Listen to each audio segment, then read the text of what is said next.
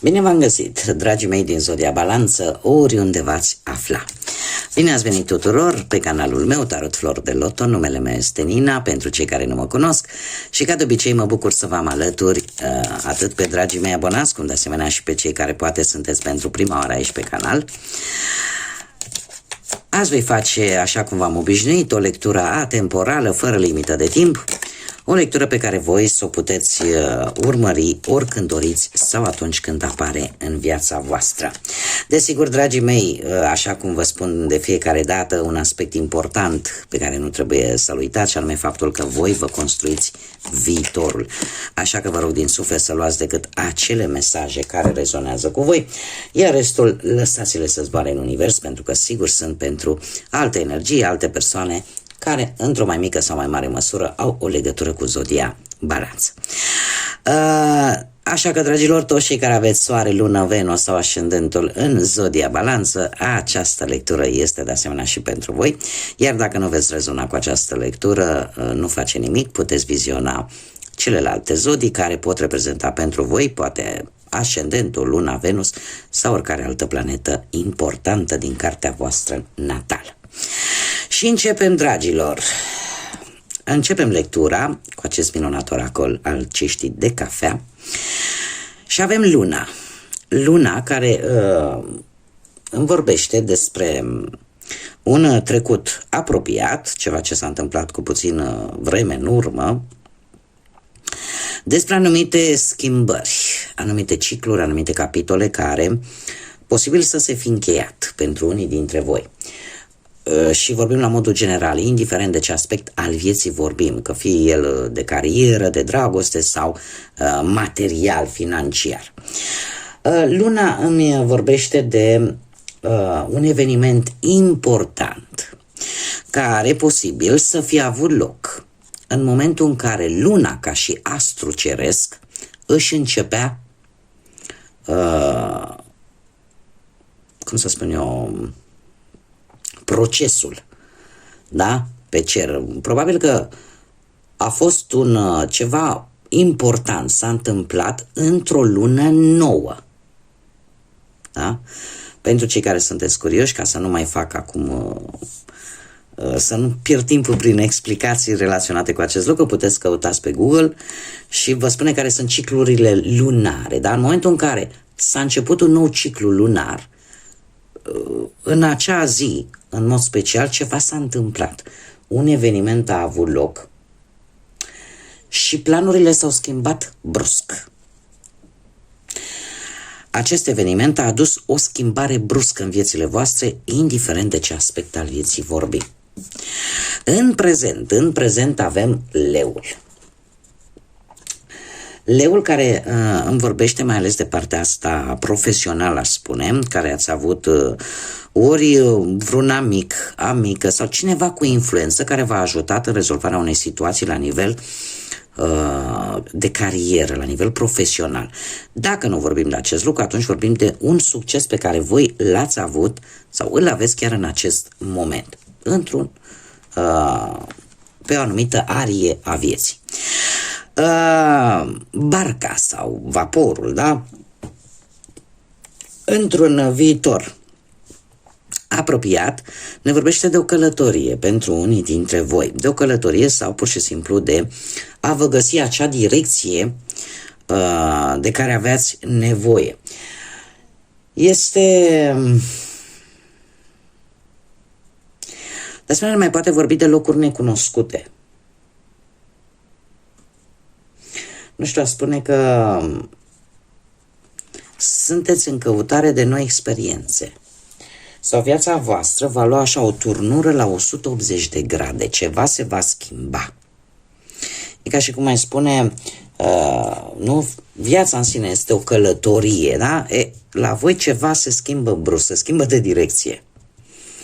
Da? Ori pe parte, nu știu, sentimentală, de muncă, de bani. Da, aici adaptați fiecare. Haideți să vedem ce ne spune tarotul. Ce vine în viața profesională pentru dragii mei din Balanță în următoarea perioadă.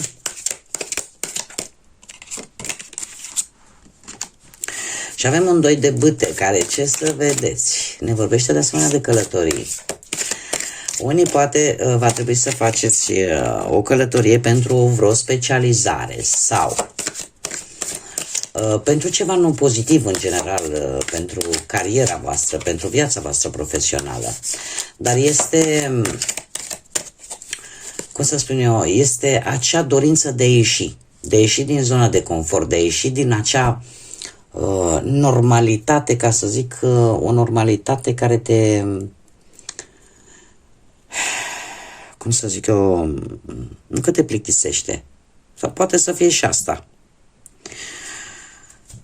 dar parcă nu mai prezintă interes. Da? Cumva vreți să experimentați lucruri noi din punctul ăsta de vedere al carierei. În prezent, sau asta a fost într-un trecut nu foarte îndepărtat, în prezent, cu acest 6 de cupe aș spune că dați dovadă de foarte multă creativitate și e posibil unii dintre voi care poate erați în căutarea unui job să fiți ajutați să găsiți acest job, ajutați de cineva din trecutul foarte îndepărtat. Ce înseamnă asta? Cu foarte mulți ani în urmă, că poate să fie un coleg de școală sau poate să fie cineva din trecutul foarte îndepărtat cu mulți ani în urmă și care să vă ajute ori să vă găsiți un job, ori pur și simplu să, cum să spun eu, să vă ajute să rezolvați poate o situație care are legătură cu jobul actual. Într-un viitor nu foarte îndepărtat, am un 8 de bâte, un 8 de bâte care vorbește de rapiditate. Vorbește de rapiditate, de faptul că vei avea niște rezultate rapide la care nici tu măcar nu te aștepți. Posibil să apară mai multe propuneri de joburi, nu numai una. Iar e ceva care ție îți va indica că ești în direcția cea bună, că ești pe drumul cel bun. Ceva se va întâmpla care te va face să-ți dai seama că ești pe drumul cel bun. Optul de bâte vorbește de foarte multă energie, o energie extraordinară în care simți că nu te poți opri acum și nimeni nu te poate opri, o comunicare foarte rapidă, la distanță posibil cu anumite persoane, cum de asemenea ne poate vorbi și de o călătorie, poate chiar cu avionul pentru unii dintre voi. Cert este că apar răspunsuri rapide, negocieri și poate chiar mutări în interes de muncă. Haideți să vedem pe plan material, financiar. Pe plan financiar aș spune că într-un trecut, nu foarte îndepărtat, cu acest 3 de bâte, lucrurile au avut loc niște schimbări. Și eu aș zice că nu ați stat rău deloc pe planul ăsta material. Adică nu s-a dus lipsă pentru unii dintre voi. Da, și nici acum nu veți duce lipsă, pentru că ceva se rezolvă, ceva de natură financiară în care voi veți avea un succes. Sau îl aveți chiar în acest moment cu acest 6 de bâte. Ceva se îmbunătățește, nu știu, ori vreo promovare, ori vreo promoție, ori creștere, da? La nivel material. Într-un viitor apropiat avem un 7 de cupe care, totuși, îți spune în felul următor, nu te îmbăta cu apă rece. Chiar dacă ai acest succes, nu te culca pe urechea, acum am și pot să fac ce vreau. Pentru că 7 de cupe este o carte înșelătoare. Ne vorbește de niște oferte care vor veni în viața voastră și care vor părea așa foarte glamuroase, foarte tentante. Ar fi bine totuși să fiți atenți la detalii. Pentru că e posibil, într-adevăr, nu știu, să vină cineva și să spună, dom'le, uite, am o ofertă atât de tentantă, faci niște bani din asta, uite, investești tu, pun și eu un pic și scoatem bani de aici, ceva de genul. Am dat un exemplu simplu, da? Dar e vorba de orice ofertă care vine. Nu o luați de-a gata. Obțineți informații. pentru că nu tot ce zboară să și mănâncă. Da? Deci fiți atenți la aceste oferte tentante. Așa, în general, lucrurile se prezintă destul de bine. Singura atenționare vine cu acest 7 de cupe. Haideți să vedem în dragoste cum stați, dragilor, din balanță în următoarea perioadă, mai ales cei care sunteți într-o pereche. Dragilor, se pare că lucrurile într-un trecut nu foarte îndepărtat au stat destul de bine, avem un 2 de cupe, o dragoste împărtășită, iubire și sentimente reciproce. Și în prezent, în schimb, avem un 9 de bâte. Un 9 de bâte care pe partea asta dragostei, mai ales pentru cei care sunteți într-o pereche, îmi spune că trebuie să vă apărați amândoi relația. De ce? Pentru că există anumite personaje pe lângă voi care au mereu ceva de spus și care parcă exact când vă merge mai bine, atunci apare și dă cu bățul în baltă și cumva încearcă să se interpună între voi. 9 de bâte, în mod special îmi vorbește la plural. Deci voi amândoi trebuie să vă apărați relația, amândoi trebuie să luptați pentru dragostea voastră, pentru că există. Iar într-un viitor nu foarte îndepărtat avem un rege de cupe, semne de apă, poate rezonează cu careva dintre voi, rac, pești sau scorpion, care îmi vorbește despre o relație în care sentimentele și emoțiile sunt la cote maxime. Adică indiferent cât de dificilă poate apărea în prezentul actual situația, se pare că reușiți ori voi, ori perechea voastră să-și mențină calmul, să-și mențină măsura și să dea dovadă de foarte multă înțelegere. Da? Să fie poate că persoana voastră, perechea voastră este o persoană destul de tolerantă sau poate voi sunteți destul de toleranți, dar aici, cum am mai spus, trebuie să adaptați în funcție de cum vă regăsiți.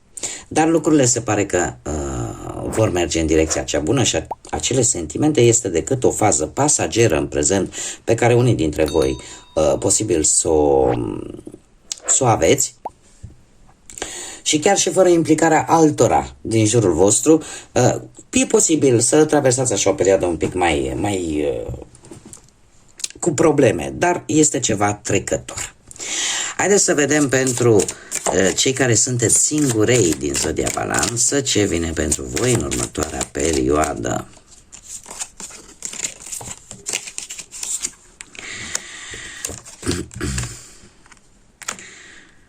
Dragilor, unii dintre voi posibil să fi trecut printr-un divorț, separare recentă.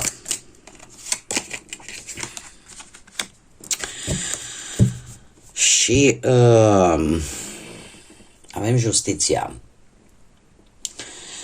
Aici sunteți voi. E cartea care vă reprezintă Zodia Balanță. Posibil. Unii dintre voi, și aici trebuie să vă spun ambele variante, ori tocmai ce ați încheiat, poate un divorț, o separare, o despărțire, sau ați cunoscut posibil pe cineva care să lucreze sau să-și desfășoare activitatea într-o instituție care are legătură cu statul. Poate chiar cu mediul ăsta juridic. Poate, nu știu, pe la primărie, pe la notariate, pe la... Da, orice instituție care într-un fel sau altul are legătură cu statul. În prezent avem un paj de spade. Un paj de spade care îmi spune în felul următor. Trebuie să ai răbdare. Pentru că pajul de spade îmi vorbește de nerăbdare. Unii dintre voi sunteți foarte nerăbdători. Sau încercați să comunicați cât mai mult pentru a afla cât mai multe detalii, poate vis-a-vis de această persoană, pentru cei care se regăsesc în această informație. Totuși aveți mare grijă, sunteți unii dintre voi care vă ia gura pe dinainte. Vă ia gura pe dinainte și spuneți lucruri intime, poate chiar secrete. Mare atenție cui spuneți aceste lucruri, pentru că la un moment dat Aceste lucruri pot fi oarecum folosite împotriva voastră și aici, indiferent de ce situație vorbim. Într-un viitor apropiat avem un as de bâte care îmi vorbește de apariția iubirii. Ne vorbește de foarte multă atracție fizică, chiar intensă, aș spune, între voi și o persoană, care poate să fie această persoană sau poate altcineva. Cert este că, într-un viitor apropiat, apare cel puțin o relație în care chimia, atracția, sex appeal-ul, senzualitatea va fi la cote maxime. Da? Bun. Haideți să vedem ce mesaj are Universul, Divinitatea pentru voi, dragilor. Un mesaj, te rog, pentru Zodia Balanță. Un mesaj, te rog, pentru cei din Zodia Balanță. Și avem: atunci când simți că lumea efectiv se prăbușește în jurul tău, ia-o ca pe oportunitate de a te regăsi pe tine însuți și de a da drumul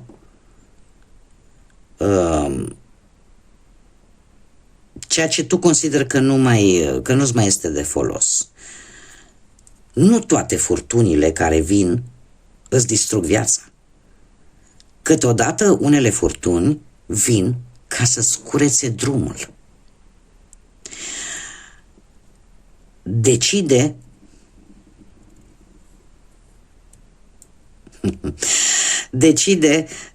dacă această criză pe care tu o traversezi în acest moment, până la un anumit punct, este de fapt ceea ce tu ai așteptat. Este cu un pic de tâlc, dar e de să-l deslușim așa repejor. Este un mod. Deci Universul îți trimite un mesaj în care spune felul următor: că nu toate lucrurile aparent negative care vin în viața noastră sunt, domne, vin numai ca să ne facă rău. Nu, unele dintre ele vin tocmai pentru că ori trebuie să ne învățăm o lecție, ori pur și simplu trebuie să dea la o parte acele energii, acele persoane care stăteau în calea progresului tău. Acum, se pare că vine și cu o întrebare retorică pe care tu va trebui să-ți o pui, tu va trebui să-ți răspunzi la ea, și aceea de a decide care criză, deci care moment al acestei furtuni, până la un anumit punct, este benefică pentru tine și care de fapt nu va face altceva decât să te ducă exact la acele așteptări pe care tu le aveai. De multe ori inconștient, când suntem nemulțumiți de o anumită situație, de o anumită relație, ne dorim ca acel lucru negativ să se termine. Poate că, dar nu avem curajul să spunem până aici, să punem limite. Și atunci apar aceste furtuni ale vieții care într-un final nu fac altceva decât să ne ducă exact în punctul în care noi am vrut să ajungem. Acela de a ne simți liberi, de a ne exprima sau de a scăpa de anumite energii negative. Bun, dragilor, aceasta a fost lectura pentru voi. Eu vă mulțumesc pentru atenție și de asemenea mulțumesc tuturor celor care au contribuit atât de frumos prin comentarii, prin like-uri, prin distribuiri, prin faptul că s-au abonat la dezvoltarea acestui proiect minunat pe care eu l-am deschis aici pe YouTube. De asemenea, vă invit pe toți cei care încă nu v-ați abonat și care poate ați rezonat sau poate doriți să mai vedeți acest gen de lecturi pe care eu le fac aici, abonați-vă, este gratuit, cum de asemenea vă invit să nu uitați de like-uri, de comentarii și de distribuiri. Până data viitoare, când ne vom revedea la o nouă lectură, numai bine vă doresc și multă energie pozitivă. Să fiți iubiți, dragilor!